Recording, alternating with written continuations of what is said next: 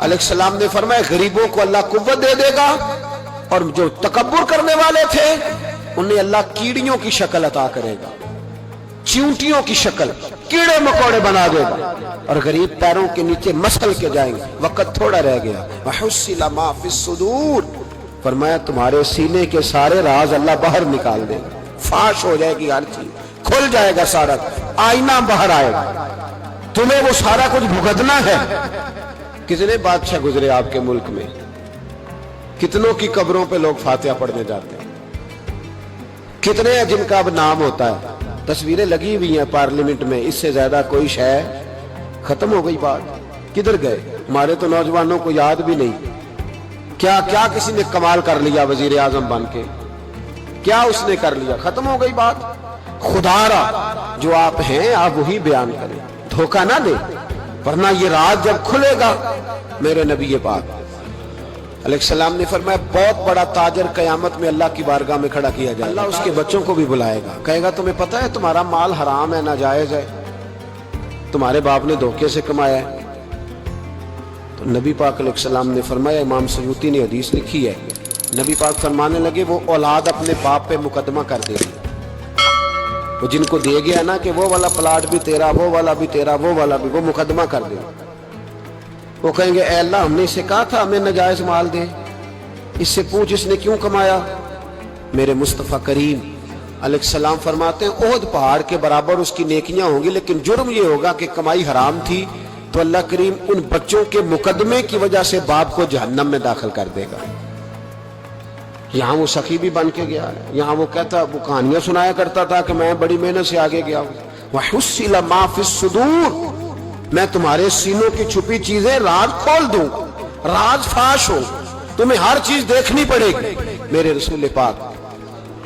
علیہ السلام کی ایک حدیث بڑی انفرادی ابن حجر نے لکھی، میں تو اس حدیث کو پڑھ کے میں نے کتاب بند کر دی، میں نے کہا اللہ ہمیں معاف کرے۔ نبی پاک علیہ السلام نے فرمایا جس کو امین بنایا گیا اور اس نے خیانت کی، وہ کسی جگہ کا بھی امین تھا، وہ ممبر رسول کا امین تھا یا ڈاکٹر کی کرسی کا، وہ کسی سکول کے ادارے کا امین تھا یا حکومت میں کسی عہدے پہ، جسے امین بنایا گیا، توجہ ہے میری بات پر، جسے امین بنایا گیا اس نے خیانت کی، تو اس نے جس چیز کی خیانت کی ہوگی وہ چیز قیامت کے دن اس کی گردن کے ساتھ لٹکی ہوئی ہوگی، گردن کے ساتھ۔ محبوب فرمانے لگے ایک شخص آئے گا اس کی گردن پر اونٹ بیٹھا ہوگا، اور حدیث کے لفظ یہ ہیں، حضور فرماتے ہیں مجھ سے فریاد کرے گا کہ یا رسول اللہ میری مدد کرے، تو میں اسے کہوں گا میں نے تجھے سمجھایا نہیں تھا، اب تیرے بارے میں اللہ فیصلہ کرے گا۔ پھر ایک اور شخص آئے گا تو اس کی گردن کے ساتھ، اس نے چونکہ گھوڑے چرائے تھے تو اس کی گردن کے ساتھ گھوڑے لٹکے ہوئے ہوں گے، گھوڑے، اللہ اکبر، تو وہ فریاد کرے گا حضور میری مدد کرے۔ ذرا یہ چیزیں بھی جاگ کے سنا کرے۔ آپ شفاعت رسول کے موضوع پر نعرے لگاتے ہیں، پہلے یہ بھی تو دیکھیں نا حضور سفارش کریں گے کس کی، اس پر بھی ذرا غور فرمائے۔ وہ جو سبحان اللہ ماشاءاللہ والا عنوان ہوتا ہے اس پہ کہتے ہیں ماشاءاللہ جی آج تو پتہ چل گیا جنتی ہیں۔ او بھائی جنت کی سڑک پہ بھی تو چڑھنا ہے کہ نہیں، وہ رستہ بھی اختیار کرنا ہے کہ نہیں، کہ آپ کا خیال یہ ہے کہ آپ کو ہیلی کاپٹر کے ذریعے جنت میں ڈال دیا جائے، کچھ کرنا نہ پڑے۔ عزیز بھائی میرے نبی پاک علیہ السلام فرمانے لگے کچھ لوگ ایسے ہوں گے کہ ان کی گردنوں کے ساتھ بکریاں ممنا رہی ہوں گی، گدے ہنہنا رہے ہوں گے، فرمایا وہ فریاد کریں گے تو میں کہوں گا تمہیں سمجھایا نہیں تھا۔ اور پھر حضور فرماتے ایک شخص آئے گا جس کی گردن کے ساتھ اژدہا بندھا ہوگا، اس کے منہ کو ڈسے گا، تو وہ کہے گا اسے پیچھے ہٹاؤ، اور پھر اس سے کہے گا اژدہے سے تو ہے کون، تو وہ کہے گا میں تیرا وہی مال ہوں جسے تجوری میں سنبھال کے رکھتا تھا، آج میں تیری گردن سے لپٹ گیا ہوں تو کہہ رہا ہے پیچھے ہٹ جا۔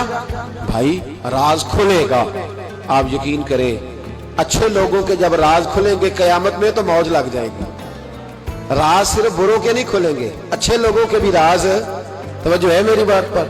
حضرت اویس کرنی بھی آئیں گے جو ساری زندگی راز میں رہے،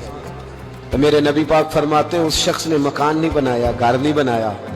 لیکن جناب اویس کرنی جب جنت میں داخل ہوں گے تو اللہ 70,000 فرشتوں کا جلوس انہیں عطا فرمائے گا،